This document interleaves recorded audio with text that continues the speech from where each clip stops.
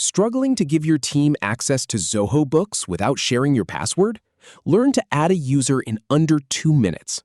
First, I'll show you where to find the user settings, then walk through filling in their details and assigning a role. To get started, open Zoho Books in your browser. Then, click on the plus icon at the top of the screen. From the drop-down menu that appears, select Add User. Now, type the user's name in the first field. Next, enter their email address.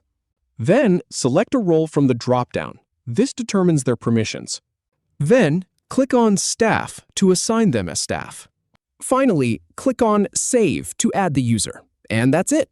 You've successfully added a new user to Zoho Books. If you have any feedback, or if any info is inaccurate, please leave a comment below. We'll do our best to answer or redo the video if needed. Thanks for watching.